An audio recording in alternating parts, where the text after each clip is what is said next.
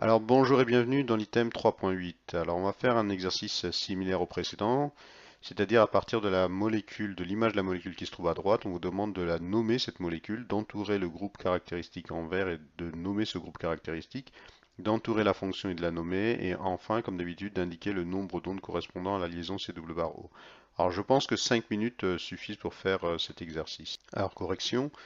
Remarquez que cette molécule est constituée de deux chaînes carbonées, une qui se trouve à gauche de ces deux atomes d'oxygène et une autre qui se trouve à droite.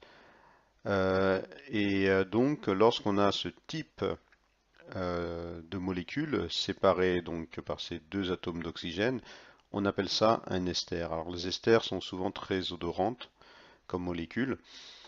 Et elles sont très utilisées, c'est pour ça que au bac, ça tombe très souvent. On aime bien cette molécule.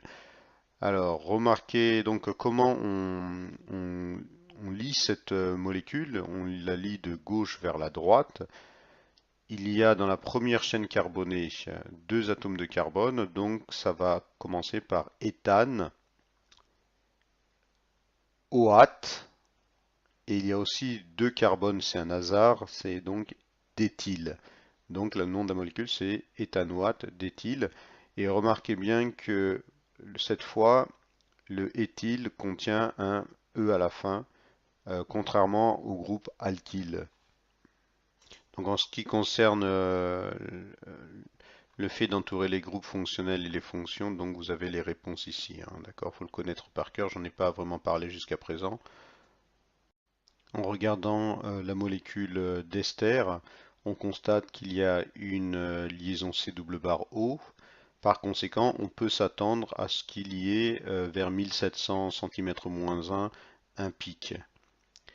Euh, alors, je vais vous donner d'autres informations sur le spectre infrarouge. Vous devez savoir que avant 1500 cm-1, c'est-à-dire entre 0 et 1500, on appelle cette zone la zone d'empreinte digitale et en fait, elle est très souvent pas exploitée parce que c'est assez difficile de l'exploiter, tout simplement. Il y a beaucoup trop d'informations.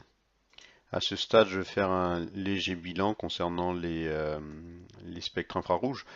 Vous, vous avez constaté que cette liaison qui se trouve à 1700 cm-1 qui est très intense et qui caractérise la liaison C-O, elle est présente aussi dans les acides carboxyliques, dans les cétones, dans les aldéhydes, etc. Donc on voit tout de suite que les limites du spectre infrarouge pour de nombreuses molécules, donc il faudra rajouter un autre spectre, on appelle ça le spectre RMN, on va bientôt le voir.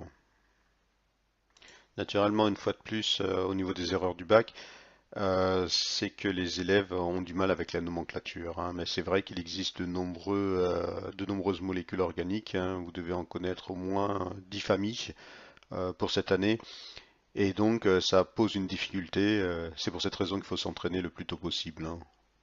Voilà, sur ce, à bientôt.